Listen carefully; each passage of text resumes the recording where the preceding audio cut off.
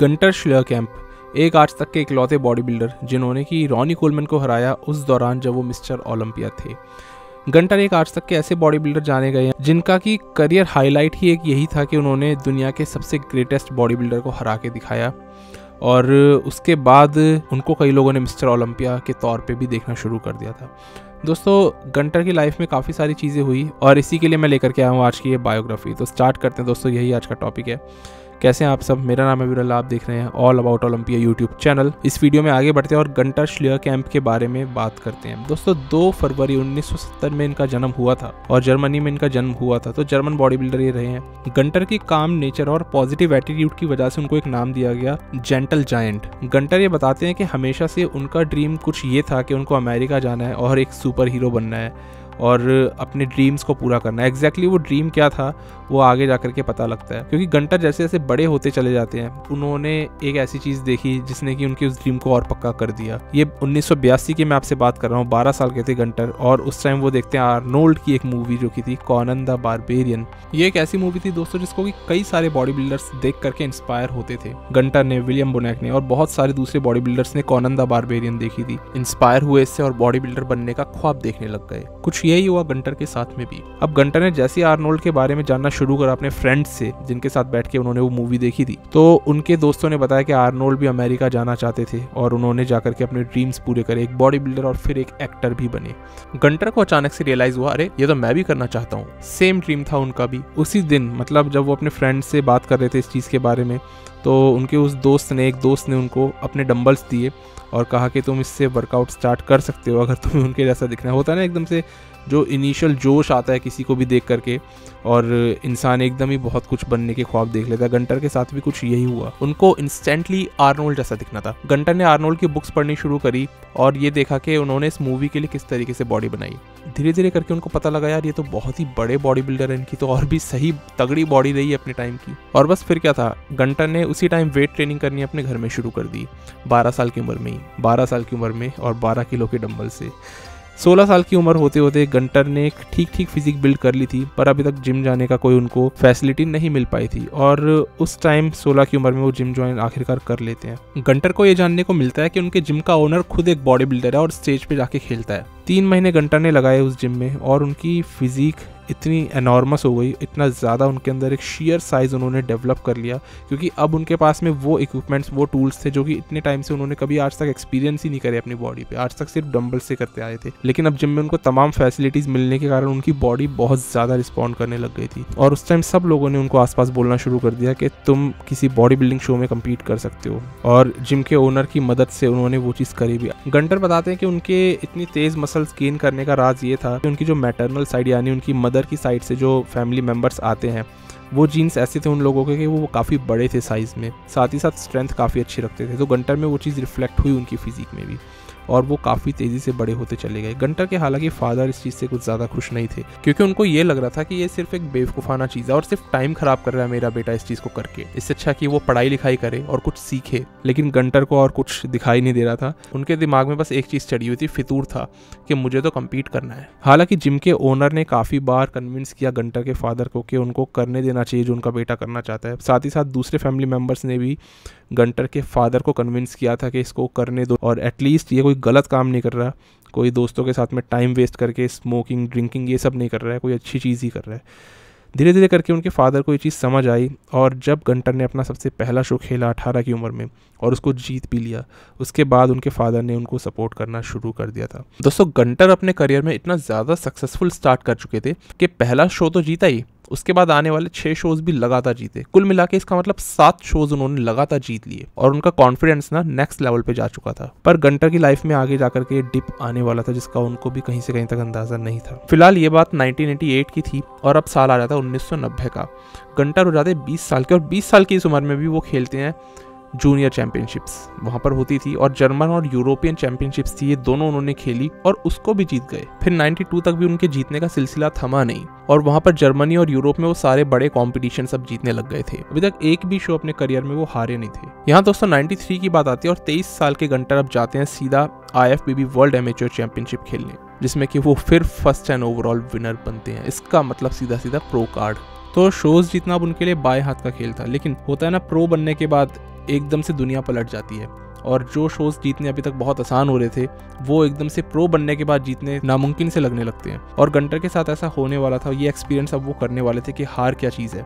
94 में अपना सबसे पहला प्रो शो खेलते हैं वो grand pre England, 8th placing उनकी आई, जो कि एक काफ़ी डिसअपॉइंटिंग प्लेसिंग थी उनके हिसाब से। इसके बाद ये खेलते हैं अपने देश का शो जो था ग्रैंड प्री जर्मनी, फिर उसमें 8th प्लेसिंग उनकी लगी। पर अच्छी बात ये थी कि क्योंकि वर्ल्ड एमेच्योर चैंपियनशिप जैसा एक बड़ा कंपटीशन उन्होंने जीता था और उस जमाने में जो इस कंपटीशन को जीतता था ना उसको सीधा मिस्टर ओलंपिया की क्वालिफिकेशन मिल जाती थी। ज़्यादातर लोग ये समझते होंगे कि 1998 में गंटर ने अपना सबसे पहला ओलंपिया खेला था, पर ये गलत है। उनके पास 94 में ओलंपिया की क्वालिफिकेशन आ चुकी थी और इसीलिए वो उसका फ़ायदा उठाते हुए घुस जाते हैं अपने सबसे पहले ओलंपिया कॉन्टेस्ट में। और जैसे ही उसमें डेब्यू करते हैं उनकी सीधा आती है 19th प्लेसिंग और इससे उनको समझ में आ जाता है कि दुनिया के सबसे बेस्ट बॉडी बिल्डर्स के बीच में वो कहाँ स्टैंड करते हैं। इसके बाद दोस्तों आप ये चीज़ समझिए कि ये ओलंपिया के लिए दोबारा क्वालिफाई ही नहीं कर पाए अगले आने वाले 4 सालों तक। इनकी प्लेसिंग्स इतनी खराब रही है प्रो रैंकिंग्स में। गंटर की जिंदगी का बुरा फेज बस यहीं से शुरू हो जाता है। ये समझ में नहीं आएगा कि उनका करियर ज़्यादा डाउन जाता जा रहा था या फिर उनकी लाइफ, क्योंकि उनकी ज़िंदगी में भी हलचल उसी तरीके से मच चुकी थी। गंटर जर्मनी में जब तक रह रहे थे तब तक ठीक था, ओलंपिया खेल रहे थे तब भी जर्मनी में ही रहते थे, लेकिन फिर वो 96 में डिसाइड करते हैं कि अब वो फाइनली अमेरिका माइग्रेट हो जाएंगे अपनी गर्लफ्रेंड के साथ। और उस टाइम पे वो आ गए सीधा न्यू जर्सी। अब अमेरिका एक बहुत ही महंगी जगह है, डेफिनेटली वहाँ पर हर कोई अफोर्ड नहीं कर पाता उस तरीके से रहना, और वहाँ पर खाना हर तरीके से वहाँ रहना टफ होता है इनिशियल फेज़ में जब भी कोई अमेरिका जैसे एक बड़े कंट्री में जाता है। गंटर के साथ भी कुछ यही हुआ। वो एक फैक्ट्री में काम करने लगे और वहीं पर ही उनको सोना पड़ता था। इनफैक्ट जो उनकी गर्लफ्रेंड थी वो भी वहीं पर ही उनके साथ में रहती थी। उनके पास मतलब कोई घर तक नहीं था रहने के लिए और वो जगह काफ़ी ज़्यादा ख़राब थी। इनफैक्ट वहाँ पर जो डॉग्स होते हैं, स्ट्रे डॉग्स होते हैं, वो आते थे और पूरा डेफिकेट करते थे, यानी कि यूरिनेट करना, वहीं पर ही वेस्ट सारा फैलाना, और ऐसे माहौल में गंटर को वहीं पर ही रहना और सोना पड़ता था। वहाँ पर उनके साथ काफ़ी कुछ बुरा हुआ क्योंकि जो उनके एम्प्लॉयर थे जिन्होंने कि उनको हायर किया था उस पे गंटर काफ़ी ट्रस्ट करते थे और उस बंदे ने उनको वहाँ पर धोखा दिया था और फाइनेंशियल तौर पे उन्हें एक बड़ी चोट पहुँचाई थी। अब गंटर के साथ एग्जैक्टली क्या हुआ था वो उन्होंने कभी पूरा रिवील नहीं किया, पर यहाँ पर वो फाइनेंशियली कर्जे में डूब चुके थे। सिर्फ एक अच्छी बात ये थी कि गंटर को अपना एक वहाँ पर स्पॉन्सर मिल चुका था जो कि यूनिवर्सल न्यूट्रिशन का था, क्योंकि गंटर एक प्रो बॉडी बिल्डर थे, ओलंपिया में ऑलरेडी खेल चुके थे और इसी वजह से तो उनको एक स्पॉन्सर मिला था। लेकिन कमाई का जरिया कोई बहुत अच्छा उनके पास नहीं था, वो बहुत थोड़ा कमाते थे और अब यूएस में सस्टेन करना उनके लिए बहुत मुश्किल होता जा रहा था। तो वापस चले गए जर्मनी जाकर के वो और उनकी गर्लफ्रेंड शादी कर लेते हैं। थोड़ा सा ही वो स्टेबल हुए और गंटर ने डिसाइड किया नहीं, दोबारा अमेरिका जाना ही पड़ेगा और वहीं पर ही सब कुछ हो सकता है। तो 97 में गंटर अब दोबारा अमेरिका लौट आते हैं और इस बार वो आते हैं कैलिफोर्निया में रहने के लिए। गोल्ड्स जिम ये दुनिया का सबसे बेहतरीन जिम था जहाँ पर कि सारे बड़े बॉडी बिल्डर्स, नामी बॉडी बिल्डर्स ट्रेन करते थे। अब टाइम आ गया था अपने फाइनेंशियल अर्निंग के सोर्सेज को चेंज करने का, इसलिए वो गोल्ड्स जिम में आते हैं सीधा कैलिफोर्निया और वहाँ पर एक ट्रेनर बन जाते हैं। गंटर को वहाँ पर बड़े बड़े एथलीट्स के साथ में एक्सरसाइज करने का मौका मिलता है। इस टाइम पे एक फोटोग्राफर उनको देखता है जो उस जमाने में आर्नोल्ड के फोटोग्राफ्स लेता था और तब के 1990 के बॉडी बिल्डर्स के फोटोग्राफ्स खींचा करता था। उसकी एकदम से निगाह पड़ी कि यार ये लड़का तो एकदम लग रहा है आर्नोल्ड श्वार्ज़नेगर जैसा, और इतनी अच्छी इसकी हाइट है क्योंकि 6 फीट 2 इंचेस के थे गंटर शिलर, हमेशा से ही मतलब रहे, और एक अच्छी फिजिक, अच्छा फेस वो कैरी करते थे, ये सबसे बड़ी बात थी। और फोटोग्राफर को वही चीज़ अच्छी लगी, उनको लगा कि अगर ये फेस मैं जो वीडर को दिखाऊं तो शायद उनको भी पसंद आए, और उन्होंने कुछ फ़ोटोज़ निकाल के गंटर की भेज दी सीधा वीडर के पास, और वही हुआ। वीडर को वो काफ़ी पसंद आए और इसमें हैरानी की बात नहीं है कि उनको वो क्यों पसंद आए, क्योंकि हम सबको मालूम है गंटर की रिजेम्बलेंस बहुत हद तक आर्नोल्ड श्वार्ज़नेगर से मिलती है, वही कद और वही शक्ल। तो उस वजह से वीडर उनको अपने पास बुलाते हैं और उनको सीधा सीधा कॉन्ट्रैक्ट दे डालते हैं फ्लेक्स मैगज़ीन का और वीडर सप्लीमेंट्स का। इसका मतलब अब मैगज़ीन पे उनकी फ़ोटो आया करेगी और वीडर की तरफ से उनको सप्लीमेंट्स मिलेंगे, साथ ही साथ पे चेक उनको मिलेगा। अब गंटर उस वक्त पे अपने करियर में कुछ भी नहीं थे, मतलब ना उनकी प्रो रैंकिंग्स अच्छी थी और ओलंपिया अभी तक एक ही बार खेल पाए थे, वो भी उनको इनवाइट मिला था क्योंकि वो प्रो कार्ड जीत चुके थे। लेकिन उनका फेस सीधा सीधा मैगजीन्स पे आने लग गया और दूसरे बड़े एथलीट्स को ये बात पसंद नहीं आई, क्योंकि एक बड़े एथलीट का फेस अगर बड़े ब्रांड की मैगजीन पे आए तो समझ में आता है, पर अगर एक एथलीट का फेस सिर्फ इसलिए आ रहा है क्योंकि वो किसी दूसरे एथलीट की तरह दिखता है तो वो चीज़ दूसरे लोगों को भी समझ में आने लगती है और कम्युनिटी में भी ये बात फैल जाती है। और यही गंटर के साथ हो रहा था, सब लोग ये चाह रहे थे कि इनकी जगह हमें वो चांस मिलना चाहिए था, पर वीडर इनका फेस आगे लेकर के जाना चाहते हैं। डेफिनेटली एक कंपनी को ये चाहिए कि उसकी ब्रांड वैल्यू इंक्रीज हो। जो वीडर ने वो कॉन्ट्रैक्ट उनको उनकी प्लेसिंग्स देख के नहीं बल्कि एक पर्सनैलिटी देख करके दिया था, और ये चीज़ आगे जाकर के हुई है। जिस तरह जो वीडर ने गंटर की पर्सनैलिटी को परसीव करा था ना, उसी तरीके से लोगों ने भी गंटर की पर्सनैलिटी को परसीव किया। ये मैं आपको बिल्कुल फैक्ट बात बता रहा हूँ। गंटर की फेस वैल्यू और उनका पर्सोना लोगों को इतना ज़्यादा पसंद आता था कि उनसे 4-5 प्लेसिंग्स आगे वाले एथलीट से भी जब गंटर का कंपैरिजन होता था, लोग कहते थे गंटर को ही चैंपियन बनना चाहिए। और हर एक पोज में लोग ये चाहते थे कि गंटर शेलकैम्प हरा दे रॉनी कोलमैन को, जे कटलर को और गुस्तावो बड़ेल, डेक्स्टर जैक्सन जैसे सारे एथलीट्स को। एक टाइम ऐसा आ गया था जब एक भी पोज अगर गंटर किसी एथलीट से हारते थे तो लोगों को ये बिल्कुल नागवार था, मतलब बिल्कुल एक्सेप्ट नहीं करते थे उस चीज़ को और बू करते थे इसके लिए लोग। ये 2004 के ओलंपिया में बहुत ज़्यादा देखने को मिला हमें। खैर दोस्तों, यहाँ पर गंटर की फाइनेंशियल स्टेबिलिटी आ चुकी थी, गोल्ड्स जिम में वो काम करने लग गए थे और अभी भी बॉडी में उनकी उतना ज़्यादा लेकिन ग्रोथ नहीं आ रही थी, पर अब उनको लोग जानने लग गए थे। लेकिन सबसे बड़ी बात, जो वीडर उनको जानते थे। 98 के ओलंपिया में वो खेलते हैं, लेकिन क्वालिफिकेशन लेने के लिए पहले के जो प्रो शोज़ होते हैं उनमें आपकी रैंकिंग्स अच्छी होनी चाहिए। गंटर ने 3 शोज़ खेले थे 98 में, जिसमें से कि 2 शोज़ में 6th आए, उसके बाद 10th। तो क्वालिफिकेशन का कोई सवाल पैदा नहीं होता, कैसे जाएंगे ओलंपिया। वीडर ने उस साल उनको ओलंपिया के लिए क्वालिफिकेशन दी। शेलकैम्प खेलते अपना 2nd मिस्टर ओलंपिया और यहाँ पर उनकी लगती है 15th प्लेसिंग, जो बहुत अच्छी नहीं थी। जैसे 2000 का ईयर लगता है तो गंटर थोड़ा सा अच्छा परफॉर्म करना शुरू कर देते हैं और 4th 6th प्लेसिंग्स के आसपास खेलने लगते हैं। पर सन 2000 के ईयर में भी उन्होंने कोई प्रो शो नहीं जीता और यहाँ पर भी उनको ओलंपिया की क्वालिफिकेशन नहीं मिल सकती थी। जो वीडर ने फिर से उनको ओलंपिया की क्वालिफिकेशन दी और इस ओलंपिया में जब वो आए तो उनकी 12th प्लेसिंग लगी, जो कि पहले से बेहतर है। सन 2001 में गंटर 2 शोज़ खेलते हैं, 6th और 9th प्लेसिंग्स उनकी आती है। ये ब्रिटिश ग्रैंड प्री ओलंपिया के बाद खेला था, तो ओलंपिया से पहले इन्होंने 2 शोज़ खेले। जाहिर है ओलंपिया की क्वालिफिकेशन मिलने का सवाल नहीं बनता, कोई शो तो वो जीत नहीं पा रहे थे। जो वीडर ने उनको तीसरी बार ओलंपिया क्वालिफिकेशन दी और उनके घर इन्वाइट भेज दिया और यहाँ पर गंटर की प्लेसिंग आती है 15th, वापस से गिर गई। तो डेफिनेटली यहाँ तक इस पॉइंट तक गंटर कोई टॉप प्रो एथलीट नहीं थे और इस चीज़ से लेकिन कोई फ़र्क नहीं पड़ता आप टॉप पर चल रहे हो कि नहीं चल रहे हो, क्योंकि लोगों का सपोर्ट और वीडर का सपोर्ट गंटर को बहुत ज़्यादा मिल रहा था। और इस चीज़ का सबूत एक बार फिर देखने को मिला, क्योंकि 2002 में गंटर ने कोई प्रो शो खेला ही नहीं। वो इस विश्वास में चल रहे थे कि ओलंपिया की क्वालिफिकेशन तो मुझे मिल ही जाएगी, और दोस्तों वो सही थे। उनको एक और बार जो वीडर ने इन्वाइट भेज दिया। लेकिन सन 2001 में दोस्तों लोगों ने गंटर शेलकैम्प को बहुत ज़्यादा नोटिस किया था। ऑल्दो 15th पोजीशन थी, लेकिन फिर भी लोगों को ये दिखने लग गया ये कौन है, ये क्या वो काम कर सकते हैं जो उस महान हस्ती ने करके दिखाया था। और वो उम्मीदें गंटर से बननी शुरू हो गई और इसी चीज़ ने उनकी जो मार्केट वैल्यू थी ना वो बढ़ानी शुरू कर दी थी। और जहाँ तक है जो वीडर भी इसीलिए उनको एक बेबी फेस यानी कि मेन फेस बनाना चाहते थे बॉडी बिल्डिंग का।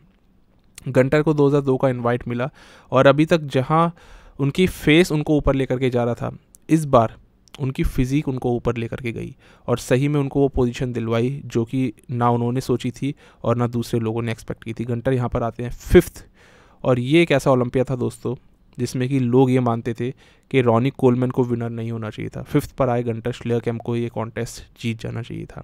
कोलमैन उस टाइम पे डाउन चल रहे थे और उनकी फिजिक काफ़ी छोटी हो गई थी, काफ़ी सारे फ्लॉज दिखने लग गए थे और उतना ज़्यादा मसल मास ना होने के कारण वो डीप कट्स नहीं दिख रहे थे जो गंटर या दूसरे एथलीट्स की फिजिक में दिख रहे थे। गंटर काफ़ी फुल थे और अच्छी कंडीशनिंग लेकर के आए स्टेज पे। इनफैक्ट आप इसको one of the best physique Gunter Schlierkamp की बोल सकते हो। दोस्तों आज से पहले ऐसा कभी नहीं हुआ था कि एक एथलीट के लिए लोगों ने उसको सैल्यूट किया हो और स्टैंडिंग ओवेशन तो उनको मिली थी।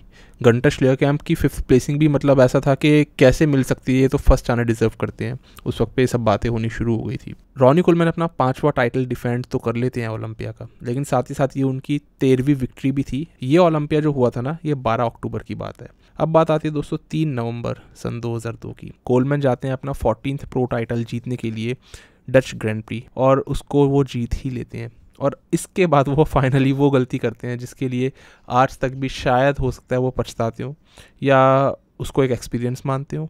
दोस्तों इस वीडियो में आगे बढ़ते हैं, लेकिन उससे पहले एक बहुत इंपॉर्टेंट प्रोडक्ट है उसके बारे में जान लेते हैं जो कि बॉडी बिल्डर्स को ज़रूर यूज़ करना चाहिए। तो दोस्तों ये आता है इसमें फिश ऑयल गोल्ड जो कि 3 गुना स्ट्रेंथ के साथ आता है। एक गोली भी काफ़ी है इसकी क्योंकि उसमें आपको 3 गुना EPA एंड DHA मिल जाता है, जिसमें कि EPA आपके हार्ट को हेल्दी रखता है, वहीं DHA आपके ब्रेन और आइज़ को हेल्दी रखता है। ओमेगा 3 आज के ज़माने में जितना नॉर्मल लोगों के लिए इंपॉर्टेंट है, उससे ज़्यादा बॉडी बिल्डर्स के लिए ज़रूरी होता जा रहा है। बिकॉज हमें मालूम है स्टेरॉइड यूज़ और अनहेल्दी वे में जिस तरह आज बॉडी बिल्डिंग जाती जा रही है ना, हार्ट सबसे पहले शिकार होता है। यहाँ पर ओमेगा 3 का काम ही सबसे बड़ा होता है हार्ट को हेल्दी रखना और आपके कोलेस्ट्रॉल को, अच्छे कोलेस्ट्रॉल को बढ़ाना। साथ ही साथ ब्रेन फंक्शन के लिए भी ओमेगा 3 बहुत ज़रूरी है, जिसमें कि DHA होता है। DHA हमारे नर्व सेल्स को ईजिली आपस में कम्युनिकेट करवा पाता है, इसीलिए ब्रेन के लिए बहुत ज़रूरी होता है। हमारी आंखों का जो रेटिना है उसमें ये होता है और उसके फंक्शन को बहुत इंप्रूव करता है। तो इस वाले ओमेगा 3 की खासियत एक और भी आती है कि इसके अंदर में कोटिंग कर देते हैं इसकी गोली के ऊपर, जिसकी वजह से फिशी बर्ब्स नहीं आते जैसे ही आप इसको कंज्यूम करते हो। और ये बहुत एक बड़ा रीज़न है कि क्यों लोग इसे खरीदते हैं। इन्फ्लेमेशन डाउन करना हो तो ओमेगा 3, कोलेस्ट्रॉल को काटना हो तो ओमेगा 3, इम्यूनिटी बढ़ानी हो तो ये बहुत काम आता है। तो इसको आप ज़रूर, मैं तो कहता हूँ इस वाले प्रोडक्ट को तो ज़रूर हर एक इंसान को यूज़ करना चाहिए। दोस्तों इसका मैंने नीचे लिंक दिया हुआ है और अगर आप इसमें डिस्काउंट कूपन मेरा इस्तेमाल करोगे तो आपको इस 719 रुपीज़ का पड़ जाएगा डिस्काउंट के बाद।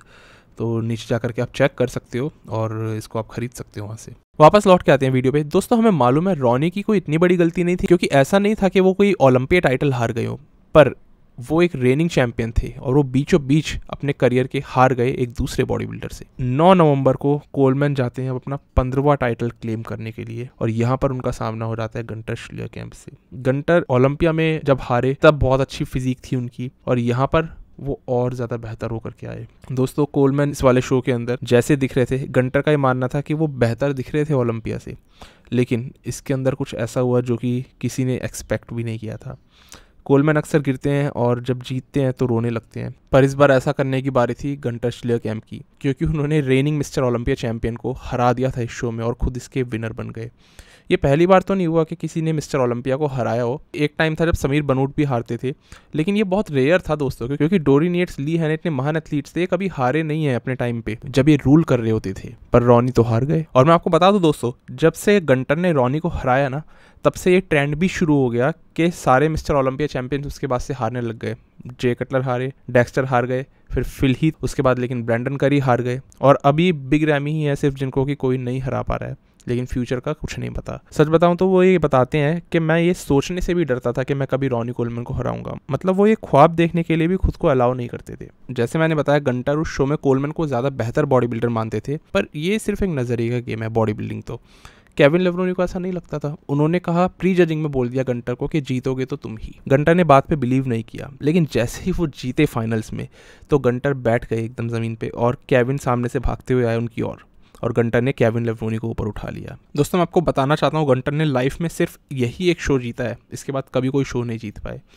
पर ये शो इसीलिए जाना जाता है कि उन्होंने एक रेनिंग मिस्टर ओलंपिया और एक greatest of all time body builder को हरा डाला। यहाँ पर अगर हम रॉनी कोलमैन वर्सेस गंटर श्लियरकैम्प का कंपैरिजन करें तो उसमें आपको कई सारी वीडियोस मिलेंगी यूट्यूब पे जो लोग इस वाले मूवमेंट को कैप्चर करके और इस पे कंपैरिजन करते हैं और आप वो जाकर के वीडियोस देख सकते हो। पर ऑल एंड ओवरऑल गंटर श्लियरकैम्प उस शो में बहुत अच्छे लग रहे थे और रॉनी कोलमैन एक गट कैरी कर रहे थे और अब एक छोटे साइज के कारण वो गट और ज़्यादा बड़ा लगने लग गया था। ऑल्दो कॉन्टेस्ट आप क्लोज बोल सकते हो, क्योंकि कहीं कहीं पे रॉनी अच्छे लगते हैं, जैसे उनकी बैक में आप उनको नहीं हरा सकते बैक लेट स्प्रेड में, पर गंटर के लेग्स में जो डीप कट्स और जो सेपरेशन आ रहे थे ना उनके आउटर इनर क्वाड्स में, पता लग रहा था क्या उनकी कंडीशनिंग थी उस दिन। मतलब वो अपनी बेस्ट फिजिक लेकर आए थे। गंटर के आप देखोगे ग्लूट्स भी एकदम स्ट्राइटेड थे, लोअर बैक में एकदम क्रिसमस ट्री भी बहुत अच्छा बन रहा था। तो ये कॉन्टेस्ट जीतने के बाद हल्ला हो गया और ये बात हो गई थी कि गंटर श्लियरकैम्प अब 2003 में जाकर के मिस्टर ओलंपिया बनेंगे। कोलमैन का करियर होने वाला है खत्म और गंटर अब बनेंगे एक नए स्टार। पर कहीं ना कहीं लोग ये भूल चुके थे कि बेस्ट गंटर ने वर्स्ट रॉनी को हराया था। और मानो न मानो दोस्तों, रॉनी कोलमैन को इस चीज़ ने बहुत हार्ड हिट किया था। 2003 के अंदर उन्होंने अपने आप को इतना ज़्यादा पुश किया इस प्रेप के लिए कि लगभग 40 पाउंड्स भारी आ गए पिछले साल से। एक साल के अंदर अंदर इतनी मसल्स इकट्ठी कर ली थी, यानी कि लगभग 15 से 18 किलो मसल्स। और रॉनी कोलमैन जिस तरीके से आए थे वो चीज़ पूरी दुनिया ने उस टाइम विटनेस की। तो रॉनी ने जब प्रेप करी तो वो 287 पाउंड्स के आए स्टेज पे, जहां एक साल पहले तक 247 पाउंड्स पे आए थे। लेकिन गंटर ने जब प्रेप की तो वो 325 पाउंड्स के थे ओलंपिया से 3 हफ्ते पहले। पर गंटर के साथ एक स्किन इन्फेक्शन हो गया था, ये आपको सामने नाम दिख रहा होगा।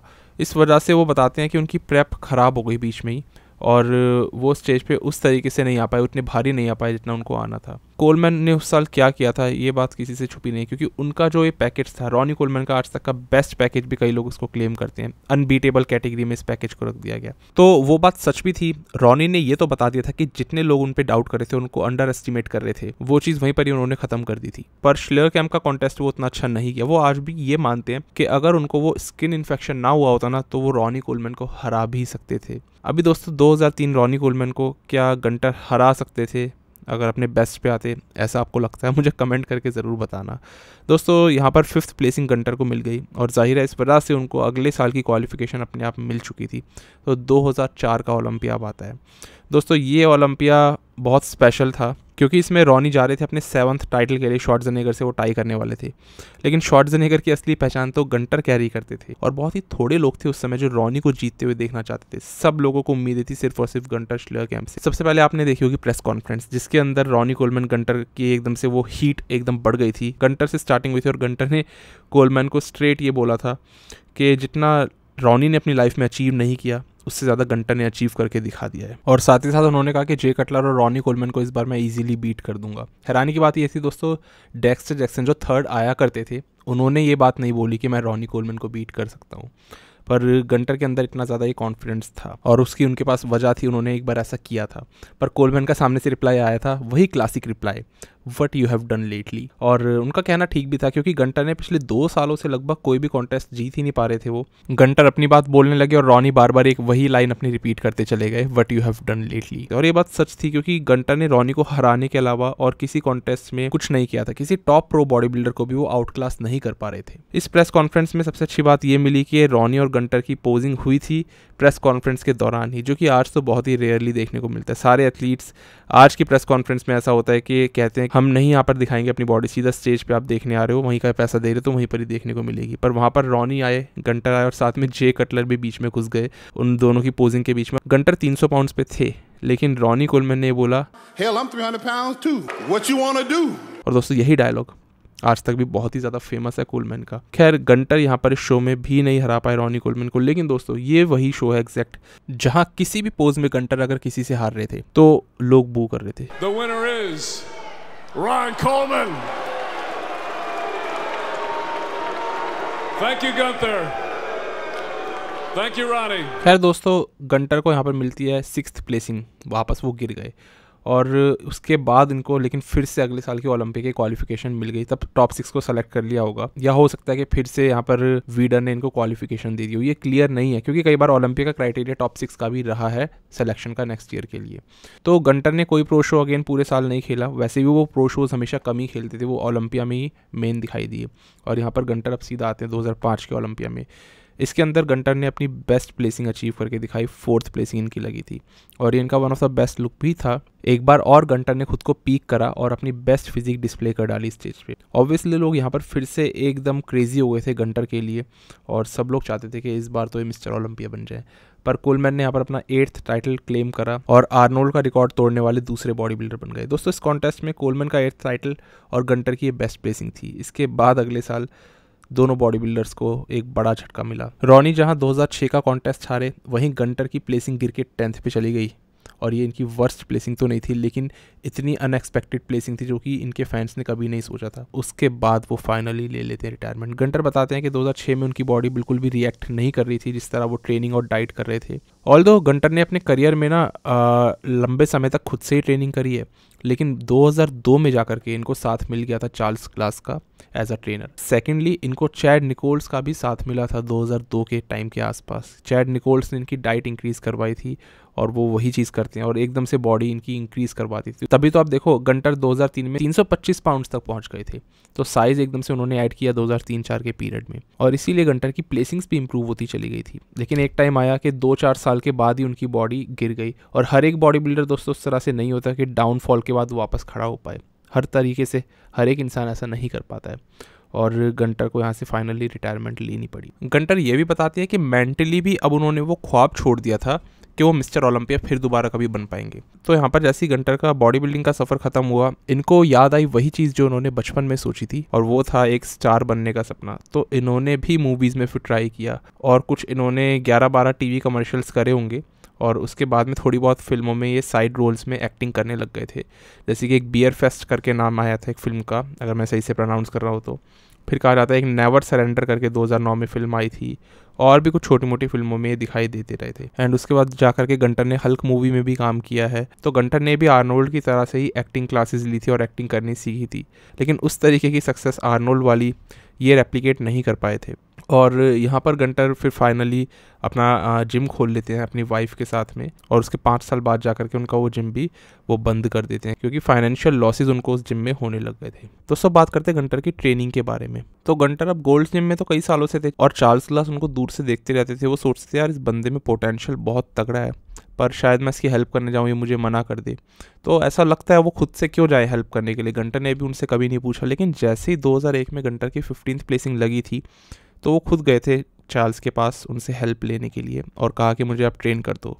चार्ल्स ने उनको कहा कि तुम्हारे अपर पैक्स, डेल्ट्स और बैक में जो थिकनेस है वो इंप्रूव होने की सबसे ज़्यादा ज़रूरत है। और जजेस ने भी वहीं से वही फीडबैक दिया था गंटर को।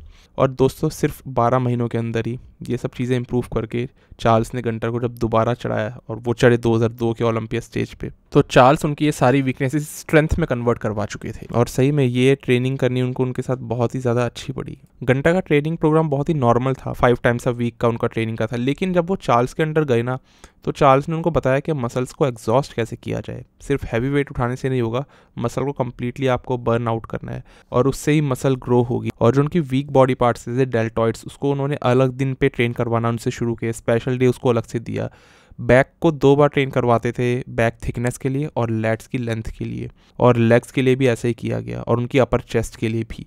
तो गंटर की यहाँ पर जो ट्रेनिंग थी वो अच्छी होनी शुरू हुई। साथ ही साथ उनको चैड निकोल्स ने काफ़ी ज़्यादा डाइट देना शुरू कर दिया, और उससे भी गंटर बड़े होते चले गए। तो इस तरीके से गंटर की एकदम से ना साइज़ और कंडीशनिंग सब कुछ इंप्रूव हो गई सिर्फ 12 महीने के अंदर अंदर। साथ ही साथ चार्ल्स का एक प्रोटोकॉल रहता है कि वो हमेशा ये कहते हैं कि जब आप जिम में हो आपको बेल्ट पहननी है वेट ट्रेनिंग वाली। ये उनका हमेशा हर एक एथलीट के साथ है।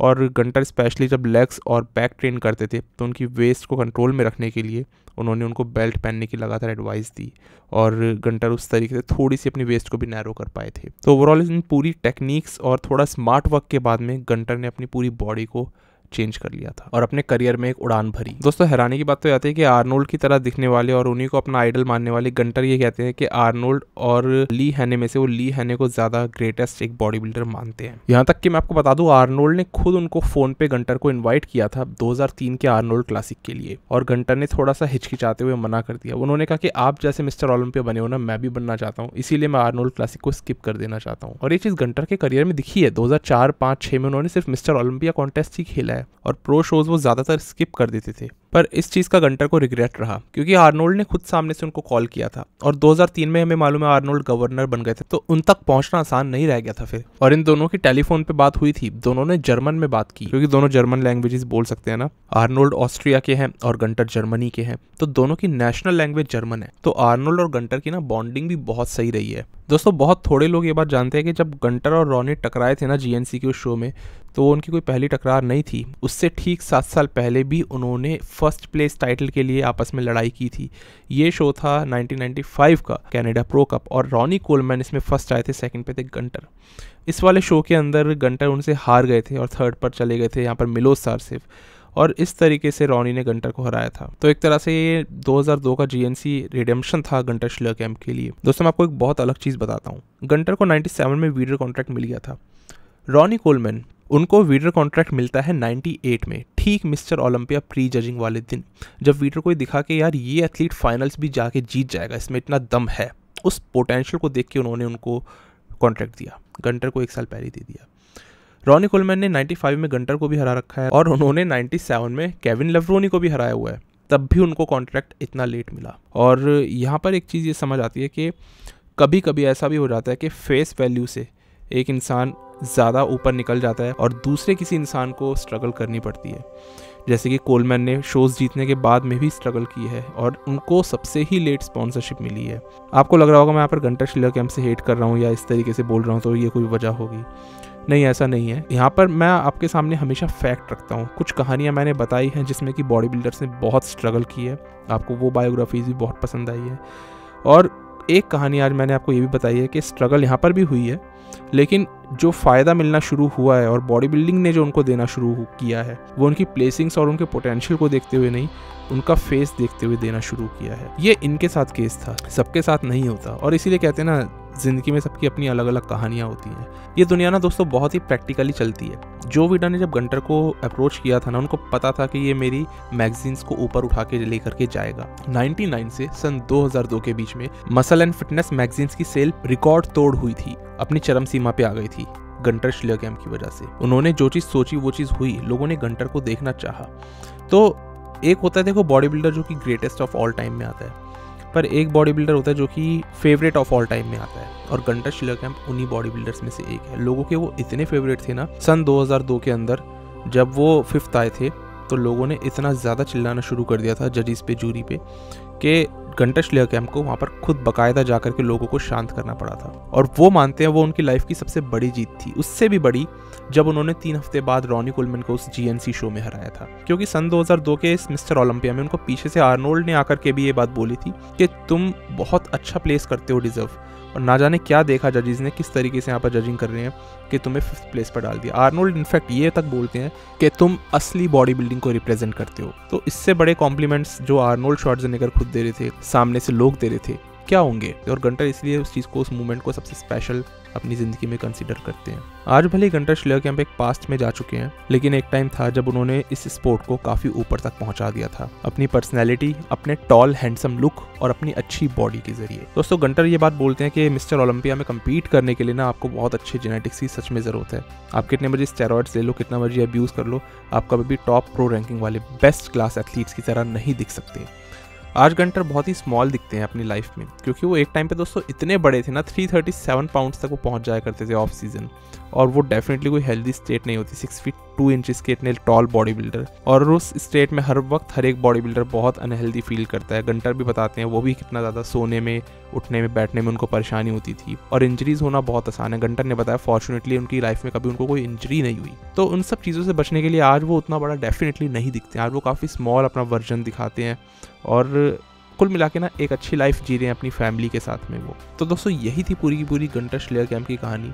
आपको इनकी बायोग्राफी कैसी लगी मुझे ज़रूर बताना। फिलहाल दोस्तों ये वाली जो कहानी थी ना, ये हमसे एक हमारे सब्सक्राइबर ने बनवाई है, जो एक लंबे अरसे से रिक्वेस्ट कर रहे थे, और इनका नाम है देवेंद्र रॉथ।